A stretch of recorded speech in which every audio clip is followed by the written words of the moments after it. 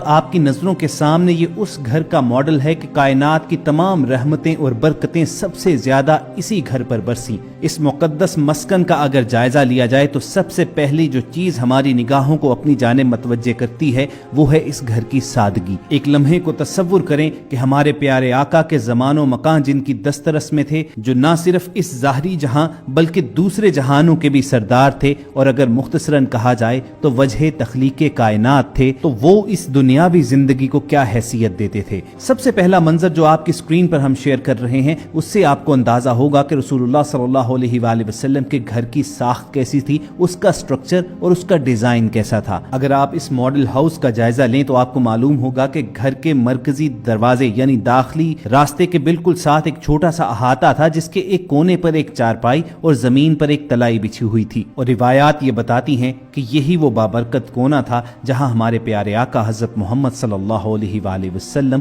واپس آنے کے بعد استراحت فرمایا کرتے تھے، یعنی آرام کرتے تھے۔ اسی احاطے کے دوسرے کونے پر کھانا پکانے کے برتن وغیرہ اور آٹا پیسنے کے آلات وغیرہ پڑے ہوتے تھے، اور اس کے کونے پر پانی کا ایک کچا گھڑا پڑا ہوتا تھا، جس میں آپ کے غلام بیر غرس، بیر سقیہ اور مالک بن نظر کے کنویں سے آپ کے لیے ٹھنڈا میٹھا پانی لایا کرتے اور ان گھڑوں میں بھر دیتے۔ اور جب آپ صلی اللہ علیہ وآلہ وسلم کے لیے گھر میں پانی لایا جاتا تو اس کے بعد ایک مشکیزے میں ڈال کر اسے مزید ٹھنڈا کیا جاتا۔ گھر کے مرکزی داخلی دروازے کے ساتھ یہ جو احاطہ موجود ہے، آپ نے ایک چارپائی اور تلائی نما بستر بچھے ہوئے دیکھا تھا، اسی کونے میں بھی ایک آپ کو چمڑے کی بنی مشک بھی نظر آئے گی۔ یہی وہ مشک ہے کہ جس میں رسول اللہ صلی اللہ علیہ وآلہ وسلم کے پینے کا پانی رکھا جاتا تھا۔ اور خواتین و حضرات، اب بڑھتے ہیں گھر کے اندرونی حصے کی جانب۔ آپ کو احاطے میں ایک داخلی دروازہ بھی نظر آ رہا ہوگا، یہی وہ راستہ ہے کہ جس کے ذریعے رسول اللہ صلی اللہ علیہ وآلہ وسلم اپنے گھر کے اندرونی حصے کی جانب آیا جایا کرتے تھے۔ دوستو، اب اپنی سکرینز پر جو آپ منظر دیکھ رہے ہیں، یہ کاشانہ نبوت کا اندرونی نظارہ ہے۔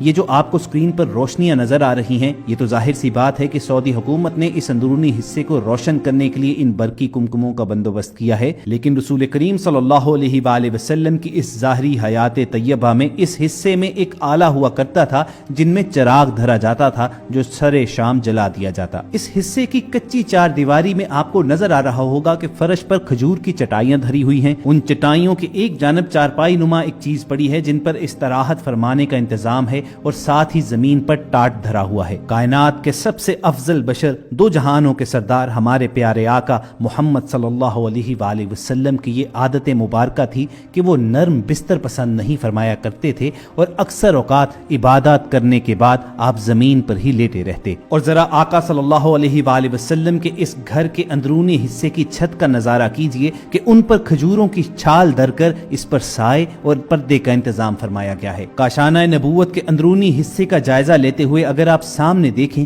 تو آپ کو دیوار کے ساتھ کھجور کی کچھ خشک شاخیں پڑی ہوئی نظر آئیں گی، اس کے ساتھ ہی اناج سٹور کرنے کا ایک چھوٹا سا برتن، اس کے ساتھ رسول پاک صلی اللہ علیہ وآلہ وسلم کا اس زمانے میں عصا دھرا ہوتا تھا، اور اس کے ساتھ ہی زمین پر وہ برتن پڑے ہیں جن پہ رسول اللہ صلی اللہ علیہ وآلہ وسلم اور ازواج مطہرات کھانا تناول فرمایا کرتے تھے۔ آپ صلی اللہ علیہ وآلہ وسلم کھانے میں انتہائی محتاط طریقہ اختیار کیا کرتے تھے۔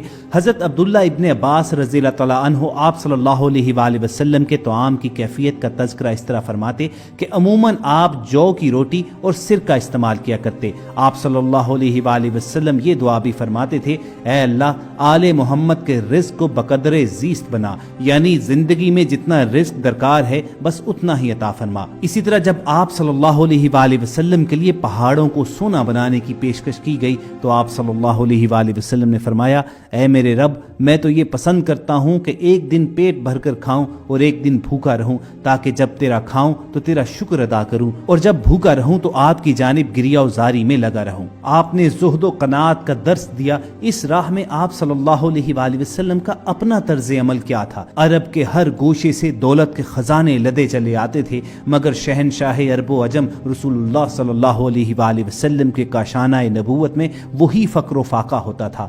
حضرت صلی اللہ علیہ وآلہ وسلم کے پردہ فرمانے کے بعد حضرت عائشہ صدیقہ رضی اللہ تعالی عنہا فرمایا کرتی تھیں کہ حضور اس دنیا سے پردہ فرما گئے، مگر 2 وقت بھی سیر ہو کر آپ صلی اللہ علیہ وآلہ وسلم نے کھانا نہ کھایا۔ آپ رضی اللہ تعالی عنہا بیان کرتی ہیں کہ جب آپ صلی اللہ علیہ وآلہ وسلم کا وصال ہوا تو گھر میں اس دن کے کھانے کے لیے تھوڑے سے جو जौ के सिवा कुछ मौजूद ना था और चंद सेर जौ के बदले आप सल्लल्लाहु अलैहि वसल्लम की ज़िरा एक यहूदी के यहाँ रहन रखी गई थी। तो ख़वातीन व हज़रात, ये तो था हमारे प्यारे आका हज़रत मोहम्मद सल्लल्लाहु अलैहि वसल्लम के तोआम का आलम। आप अपनी स्क्रीन पर रसूलुल्लाह सल्लल्लाहु अलैहि वसल्लम के इस मॉडल हाउस के अंदरूनी हिस्से का नज़ारा कर चुके हैं। आपने बिस्तर देखा कि कितना सादा बिछोना था। रसूलुल्लाह सल्लल्लाहु अलैहि वसल्लम के बिछोने की कैफियत बयान करते हुए हज़रत इब्ने मसूद रज़ियल्लाहु तआला अन्हु कहते हैं कि एक दफ़ा आप सल्लल्लाहु अलैहि वसल्लम ने ऐसी चटाई पर आराम किया जिससे आपके जिस्म मुबारक पर कुछ निशानात पड़ गए। इब्ने मसूद से रहा न गया, वो बोल पड़े कि अगर आप सल्लल्लाहु अलैहि वसल्लम इजाज़त दें तो मैं नर्म चटाई बिछा दूं। तो आप सल्लल्लाहु अलैहि वसल्लम ने फरमाया, मेरे लिए दुनिया की क्या ज़रूरत, मेरी और दुनिया की मिसाल उस मुसाफिर की तरह है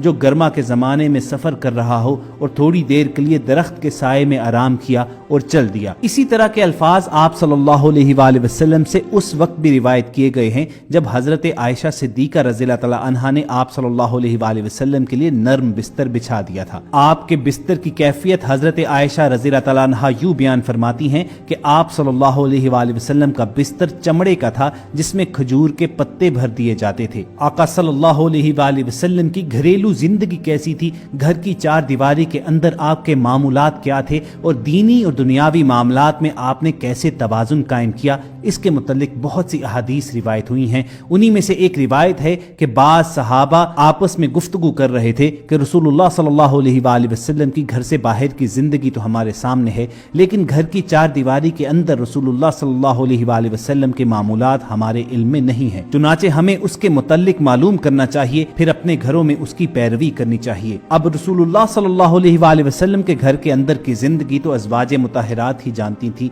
इसीलिए वही उसके मुतल्लिक बेहतर रहनुमाई कर सकती थी।